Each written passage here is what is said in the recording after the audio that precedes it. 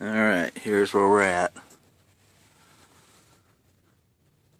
Now this little patch is a little oversized for the hole. Pretty much. And what I'm going to do is take my razor knife and I'm going to scribe it as close as I can get it. Then what I'll do is cut the extra off the yellow and my patch will fit, hopefully.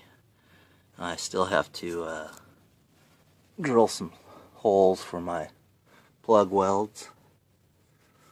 And basically how I got this rough piece here, or at least got it close, was taped it off as close as I could. You want to try to keep your patch a little oversized. That way when you scribe it, she slips right into place. So that's where I'm at on this. I'm going to scribe that in, cut that out, and then get it ready to weld up.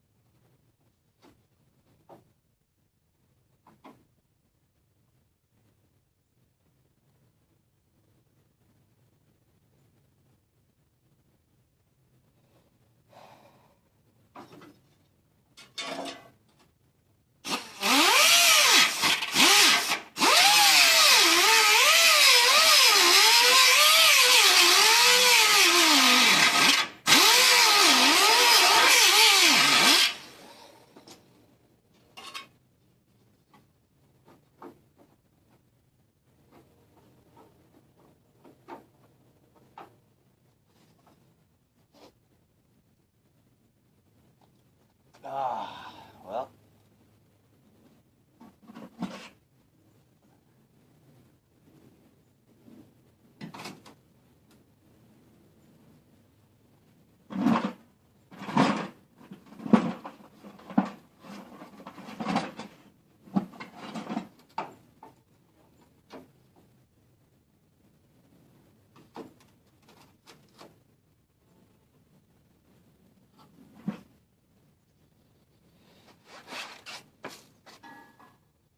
It's the ups and downs that get you.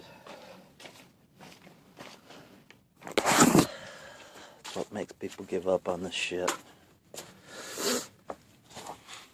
Alright, here we go. Getting nice and tight. Good and tight. So, what I'm going to end up doing is I'm going to drill my plug holes.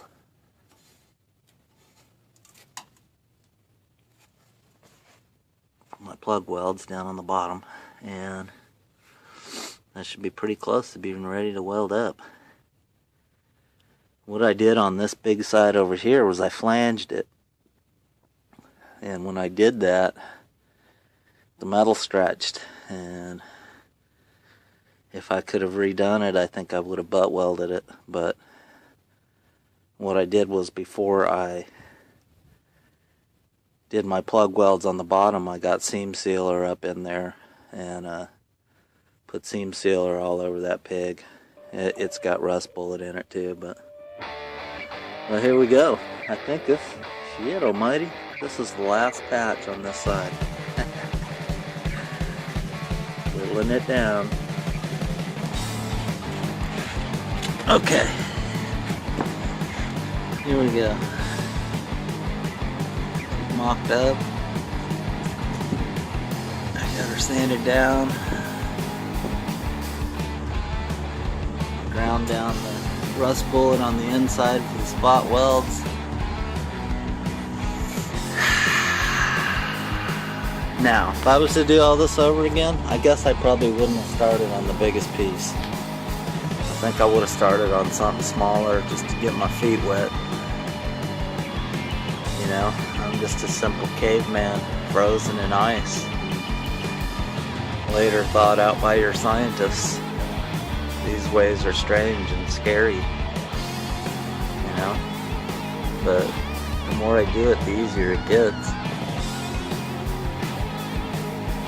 Sometimes it's still a pain in the ass, but I worked with a guy, and when this first happened, in the back there I made a real crappy like patch, and I put it in there and I just kind of riveted it in place.